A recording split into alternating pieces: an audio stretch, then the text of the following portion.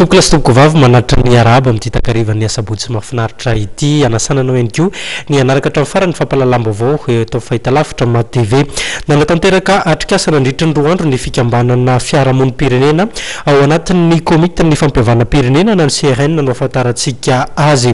Nisy ny fampahafantarana ny vokatra izany atrikasa izany androany teny amin'ny foibe toerany Antokitana teny Mazoarivo teny.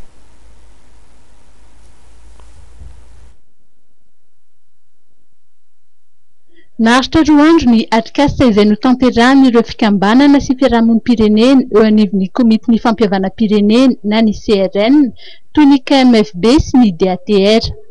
Nanamafy hatrany izy ireo fa manohana ny fampihavana-pirenena ary miantso ireo mpampihavana mba ahafahana miroso amin'izany. Anatin'ny serena tokoa izay satria inona ny zava-misy moa amin'izao fotoana izao eto amin'ny firenena dia ny resaka fampihavanana no voiziny izany serena izany.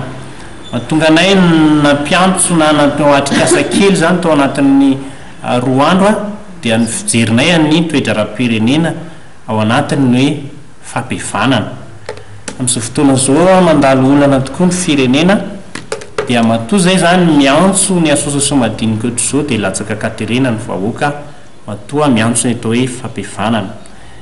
Raha miantso fampihavanana zany zay dia kely ihany angambany amin'ny rafitra rehetrarehetra misy eto Madagasikara zany association zany dia ny ao ny KMFB dia ny DATR zany zay mitsofoka ao anatin'izany CRN zany manohana ny fampihavana-pirenena ary izahay dia miantso izahay KMFB moa zany dia fa ela ny miantso ny FFKM hoe raisy ny fampihavana-pirenena fa ilaina ny fampihavana-pirenena eto Madagasikara ka mampirisika ny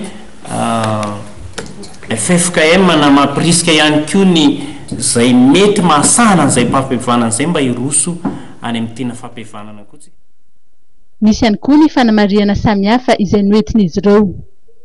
Miantso tena hoe mety aminay le izy mety aminay koa le ataon'ny fanjakana hoe tsy mialon-jafo zavatra io fa atsoina daholo ny hery rehetrarehetra dia mandray anjara feno mihitsy zay ary navita nanoratra boky kely mihitsy zay natolotra amin'ny MCRI mba ohatran'ny fandraisanay anjara ny fanomezana sosikevitra any zareo fasilitateur moa fanjakana eto nandefa sosikevitra zay ohatran'ny rehetrarehetra nandefa sosikevitra dia nandefa sosikevitra koa zay vao vita mihitsy zao dia efa mibalansenay tamin'ny email le izy lasa an'le sosikevitra.